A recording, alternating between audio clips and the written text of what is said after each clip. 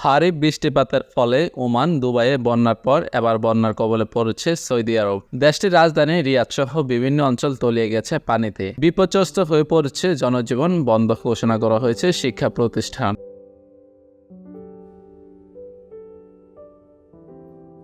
বন্যা কবলিতদের উদ্ধারে তৎপরতা চালাচ্ছে নিরাপত্তা বাহিনী। সেই সঙ্গে আবহাওয়া খারাপ হলে সতর্কতা জারি করেছে কর্তৃপক্ষ।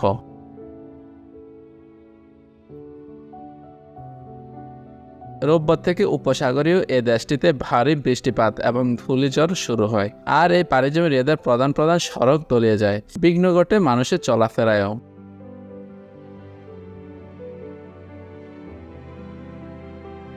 স্থানীয় সংবাদ মাধ্যম বলছে, রোববার এবং সোমবার সৌদির উত্তরাঞ্চলে এবং পশ্চিমাংশে প্রবল বর্ষণ হয়। তখন মরুভূমির বালি উড়ে আকাশচুম্বী পরিস্থিতির সৃষ্টি হয়। তাতে একরকম অন্ধকার হয়ে পড়ে পুরো অঞ্চল। এতে কিছু কিছু জায়গায় বিদ্যুৎ বিভ্রাট দেখা দেয়।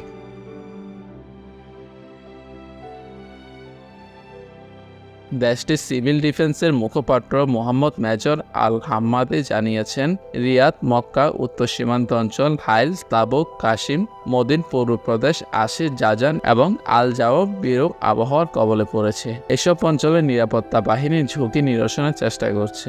বিভিন্ন উপত্যকা এবং বিপজ্জনক এলাকাগুলোতে তাদের নজরদারি বাড়ানো হয়েছে। তিনি বলেন, তাবুকের বন্যা কবলিত এলাকা থেকে ইতোমধ্যে 65 জনকে উদ্ধার করা হয়েছে। সেই সঙ্গে দুবাই থেকে 37 জনকে উদ্ধার করা হয়।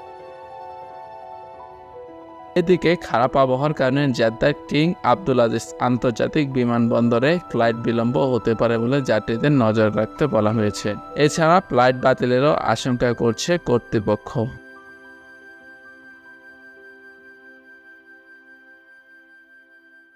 Text report, TBC news.